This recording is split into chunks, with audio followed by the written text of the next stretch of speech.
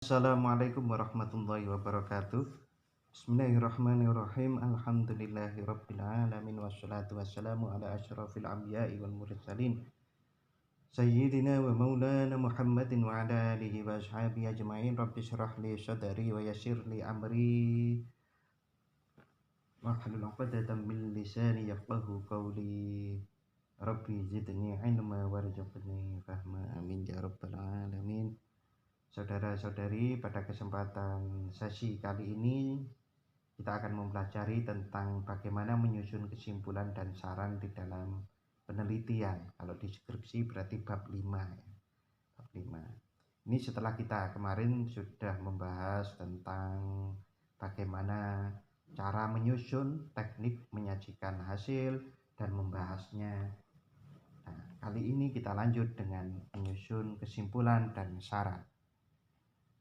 Saudara-saudari, ini ada satu alur logis menyusun kesimpulan penelitian. Ini bab 1, bab 2, bab 3, bab 4, dan bab 5. Bab 1 itu adalah berisi secara ringkas apa pertanyaan yang ingin dijawab. Ada masalah, ada rumusan masalah itu, dan tujuan dan manfaatnya.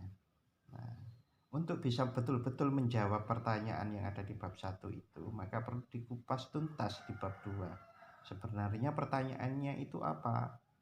Nah, maka kemudian dicarilah teori-teori dari buku-buku itu yang membahas tentang pertanyaan ini. Dan lalu juga dijawab apakah pertanyaan itu sudah dijawab orang lain belum, maka ditelusurilah penelitian-penelitian terdahulu. Lalu kemudian yang digunakan teorinya apa saja di dalam penelitian-penelitian terdahulu itu. Lalu coba kita bahas untuk menyusun teori apa atau menyusun asumsi dan hipotesisnya seperti apa di penelitian yang kita ini, penelitian yang lagi Anda kerjakan. Nah, bab 3 itu berisi bagaimana cara menjawabnya. Kalau sudah jelas apa yang sebenarnya yang ingin dijawab dengan teori apa, maka bagaimana cara menjawabnya, yaitu di metode penelitian. Agar itu penelitiannya valid, reliable, representatif, itu kemudian ada dibahas di bab 3 ini. Nah, bab 4 itu sudah betul-betul menyajikan hasil penelitiannya, membahas hasil penelitiannya secara sistematis. Lalu kemudian bab 5 ini adalah menjawab secara ringkas. Dari hasil ini dirumuskan menjadi jawaban secara ringkas dan tegas dan memberikan sesuai saran, memberikan saran sesuai tujuan dan manfaatnya yang ada di sini. Jadi yang atas ini menjawab yang atas ini, yang bawah menjawab yang bawah ini. Nah, inilah alur logis bagaimana menyusun kesimpulan penelitian. Beberapa hal sebagai pertimbangan untuk menyusun kesimpulan. Yang pertama, kesimpulan penelitian harus menjawab secara tegas dari rumusan masalah atau pertanyaan penelitian di bab 1. Nah, nanti kalau Anda ujian skripsi yang ditanyakan ini dulu. Hasilnya sudah menjawab enggak di bab 1 di rumusan masalah atau di pertanyaan penelitian? Pasti akan ditanya seperti itu. Yang kedua, jumlah kesimpulan harus sama dengan jumlah rumusan masalah atau pertanyaan penelitian di bab 1.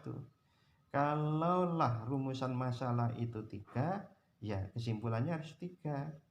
Nah, kalau ada tambahan berarti diterangkan tambahannya di bawah ini ada sesuatu yang menarik dalam penelitian saya, oleh karenanya perlu disampaikan di dalam kesimpulan ini. Perhatikan kata tanya yang ada di rumusan masalah atau pertanyaan penelitian di bab 1 dan jawab sesuai dengan kata tanya tersebut. Kalau seberapa tinggi rumusan masalahnya itu, seberapa tinggi tingkat motivasi siswa, maka jawabannya ya harus menceritakan tentang yang tinggi itu. Nah, jadi memang harus betul-betul connect antara rumusan masalah atau pertanyaan penelitian di bab 1 dengan kesimpulan. Pertimbangan yang lain, kesimpulan dapat berupa uraian esai atau butir-butir yang bernomor tergantung rumusan masalah atau pertanyaan penelitian.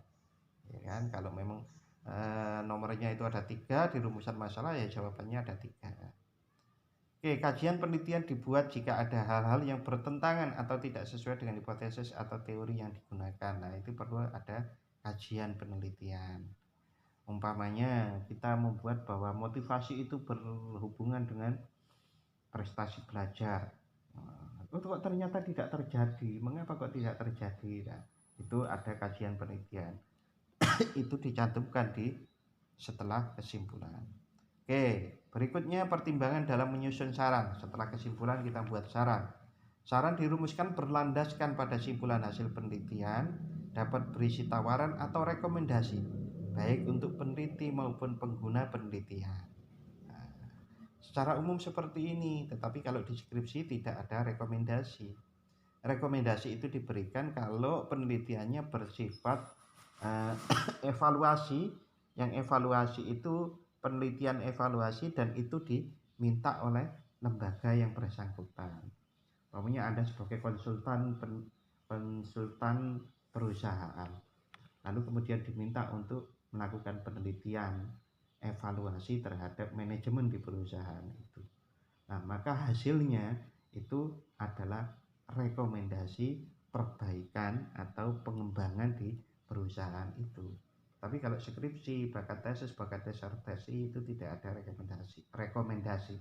Istilahnya adalah saran. Yang kedua, saran merujuk pada tujuan dan manfaat penelitian yang ada di bab 1.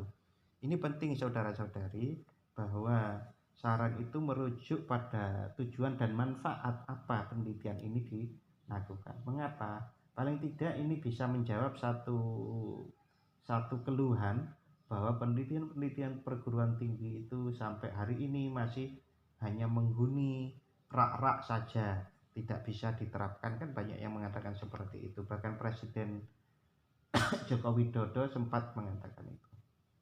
Nah, oleh karenanya kalau saran itu merujuk pada tujuan dan manfaat penelitian, insya Allah bisa operasional. Nih, saran ditujukan kepada pihak-pihak terkait, baik itu subjek penelitian yang kita teliti, penanggung jawab di mana dilakukan penelitian atau tempat penelitian, akademisi, peneliti berikutnya, pemerintah atau masyarakat umum. Sesuaikan dengan hasil penelitian Anda, lalu Anda membuat saran-saran sesuai dengan yang dituju ini. Yang berikutnya, saran dapat bersifat praktis dan akademis ya. Hal utama saat menyusun saran adalah penelitian ini berangkat dari permasalahan, maka saran harus memberikan informasi atau produk yang mempunyai kontribusi dalam rangka meminimalisir atau kontribusi langkah-langkah menyelesaikan permasalahan tersebut. Ya kan? Jadi penelitian ini kan berangkat dari masalah. Selalu kan masalah penelitian apa sehingga dirumuskan, rumusannya saja menjadi rumusan masalah. Nah, karena ada masalah, penelitian itu berusaha membongkar informasi selengkap-lengkapnya dan kalau perlu menyusun satu langkah-langkah untuk menyelesaikannya. Oleh karenanya, saran itu adalah berangkat dari penelitian, saran itu berangkat untuk menyelesaikan masalah. Menyelesaikan masalah penelitian itu. Ya, intinya kalau di situ ada permasalahannya adalah umpamanya terjadi kemalasan besar-besaran di SD SD apa gitu ya. Nah, berarti kan apa penyebab penelitian kita mencoba mengungkap malas itu dan kemudian menemukan informasi yang lebih lengkap. Saat informasi lebih lengkap, tentu bagi pengambil kebijakan untuk menyelesaikannya lebih mudah. Saran yang berikutnya, yang keenam, saran disusun diantaranya untuk menghindari adanya hasil penelitian hanya menghuni rak dokumen atau simpanan file. Ini kan pandangan minor terhadap penelitian, maka ini harus kita jawab melalui saran. Oke saudara-saudari, kalau sudah kita susun sampai saran, selesai skripsi, selesai penelitian, maka perlu penelitian itu didiseminasikan. Penelitian didiseminasikan itu, yang pertama, peneliti hendaknya memastikan bahwa laporan hasil penelitiannya dapat diakses oleh pihak-pihak terkait, bahkan dapat diakses oleh masyarakat umum. Peneliti hendaknya berupaya mempublikasikan hasil penelitiannya di jurnal ilmiah atau artikel ilmiah, di jurnal-jurnal atau di koran-koran atau di media massa atau di di blog sendiri, itu juga boleh, agar kita memastikan bisa diakses. Sebagaimana skripsi saya itu yang ada di jurnal Psikologika yang sudah pernah saya bagikan ke Anda, itu sudah dikutip lebih dari 25 orang mengutip tulisan hasil skripsi saya itu. Nah, itu nanti bisa Anda contoh, Anda lakukan untuk skripsi Anda. Yang ketiga, peneliti hendaknya berupaya melanjutkan penelitiannya untuk penelitian-penelitiannya di berikutnya. Artinya penelitian kita ini kita asumsikan adalah penelitian yang berkelanjutan.